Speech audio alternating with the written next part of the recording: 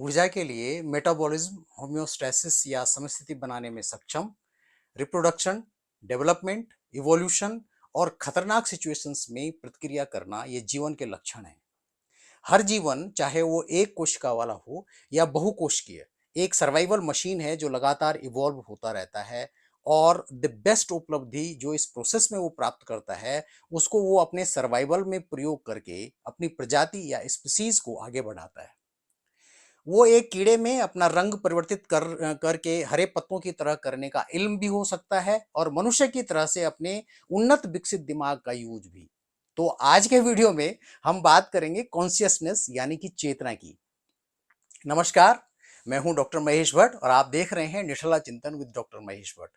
आज का वीडियो बहुत मजेदार और घनघोर चिंतन से भरपूर होने वाला है, क्योंकि हम मनुष्य के सामने सबसे बड़ी पहेली कॉन्शियसनेस की बात करने जा रहे हैं। हालांकि इस विषय पर बात करने के लिए 8 मिनट का समय बहुत ही कम है, फिर भी सरल शब्दों में हम इस विषय के वैज्ञानिक, दार्शनिक, धार्मिक और आध्यात्मिक पहलुओं को समझने की कोशिश करेंगे। अतः वीडियो को अंत तक देखिए, और यदि आप हमको पहली बार देख रहे हैं तो चैनल को सब्सक्राइब करके बेल आइकन पर क्लिक कर दें। धन्यवाद। तो कॉन्शियसनेस या चेतना क्या है, इसको हम कैसे परिभाषित कर सकते हैं? यही बहुत मुश्किल और कॉम्प्लेक्स सवाल है जो दार्शनिकों, चिंतकों और वैज्ञानिकों को सदियों से परेशान करते आए हैं, क्योंकि इसमें व्यक्तिपरक अनुभव और आत्म जागरूकता की प्रकृति को समझना शामिल है। जबकि तंत्रिका विज्ञान, मनोविज्ञान और दर्शन के क्षेत्र में अनुसंधान और बहस के बीच चेतना की एक व्यापक और सार्वभौमिक रूप से स्वीकृत परिभाषा अभी भी दूर की कौड़ी बनी हुई है। चेतना या कॉन्शियसनेस को मोटे मोटे तौर पर अपने स्वयं के अस्तित्व, विचारों, संवेदनाओं और परिवेश के बारे में जागरूक होने की स्थिति के रूप में वर्णित किया जा सकता है। इसमें व्यक्तिपरक मानसिक अवस्थाओं का अनुभव, जिनको अक्सर क्वालिया, हिंदी में मनोदशा बोध भी कहा जाता है, और आत्म जागरूकता के साथ ही इसकी पृष्ठभूमि में अन्य स्टिमुलेटिंग फैक्टर्स के बारे में जागरूक होने और विशिष्ट वस्तुओं, विचारों या अनुभवों पर ध्यान केंद्रित करने की क्षमता भी शामिल है। चेतना तीव्रता और स्पष्टता में भिन्न हो सकती है, जिससे जागरूकता के विभिन्न स्तर हो सकते हैं। उदाहरण के लिए जागृति, नींद के चरण, चेतना की परिवर्तित अवस्थाएं और उत्तेजना।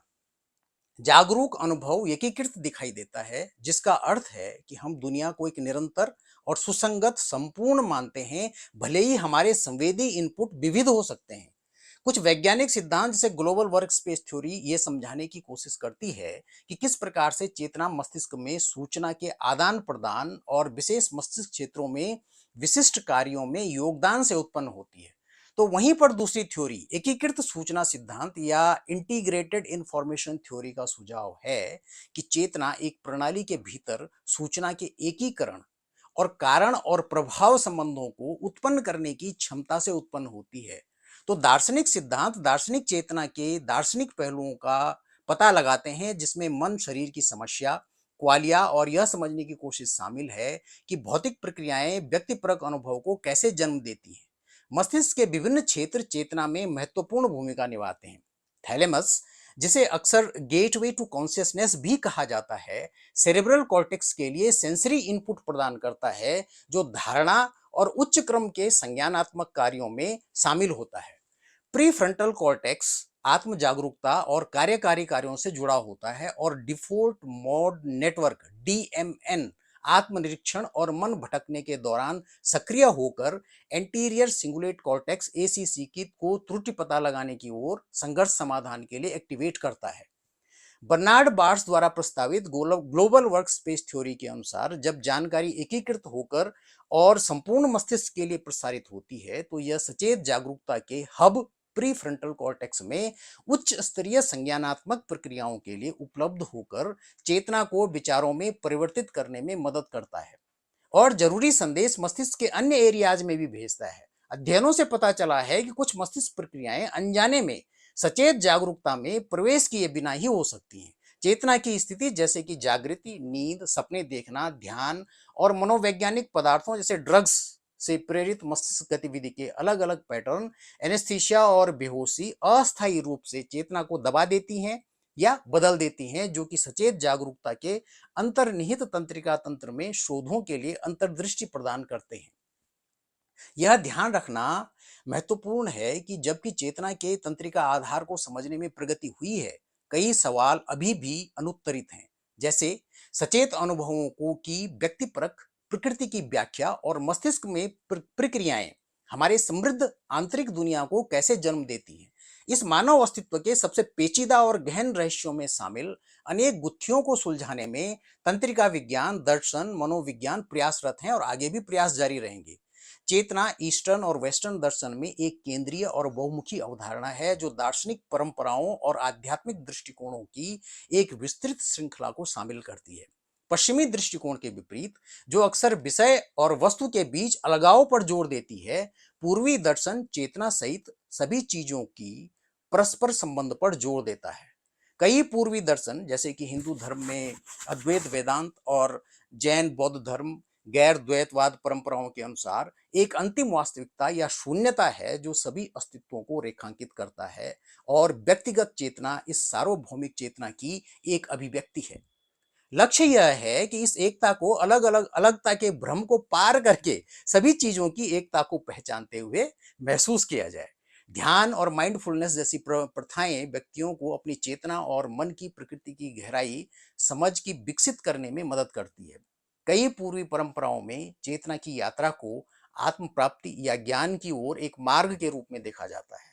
इस प्रक्रिया में अहंकार को पार करना और उच्च आत्म या सार्वभौमिक चेतना के साथ पहचान करना शामिल है।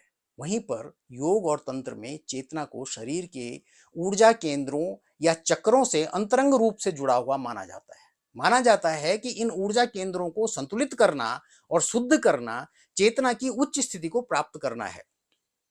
पूर्वी दर्शन अक्सर बौद्धिक विश्लेषण पर भरोसा करने के बजाय चेतना की प्रत्यक्ष अनुभवात्मक समझ को प्रोत्साहित करता है।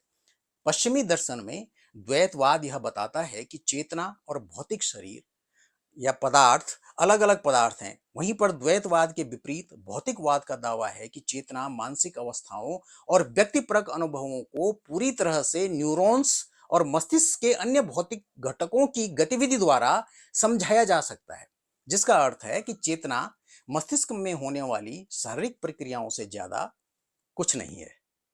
तो मन और संज्ञानात्मक विज्ञान का दर्शन चेतना, अनुभूति और मानसिक प्रक्रियाओं की प्रकृति के बारे में सवालों का पता लगाने के लिए कॉग्निटिव साइंस के साथ साथ न्यूरोबायोलॉजिकल मेथड्स और न्यूरोबायोकेमिस्ट्री, न्यूरोफिजियोलॉजी सबका इंटरसेक्शनल ज्ञान मन और चेतना को समझने के लिए दार्शनिक विश्लेषण और अनुभवजन्य वैज्ञानिक निष्कर्षों दोनों पर डिपेंड करता है।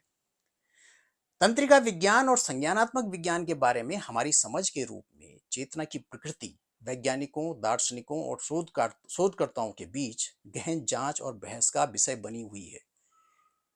इस वीडियो में इतना ही। कॉन्शियसनेस एक बृहद विषय है। इस पर विभिन्न रूपों में आगे भी चैनल निठला चिंतन विद डॉक्टर महेश भट्ट पर चर्चाएं और निठला चिंतन होता रहेगा। अंत में एक गुजारिश, यदि आपने अभी तक चैनल को सब्सक्राइब नहीं किया है तो सब्सक्राइब कर लें, वीडियो को लाइक करें, शेयर करें, अपना और अपने स्वास्थ्य का ख्याल रखें और देखते रहें निठला चिंतन विद डॉक्टर महेश भट्ट। धन्यवाद। नमस्कार।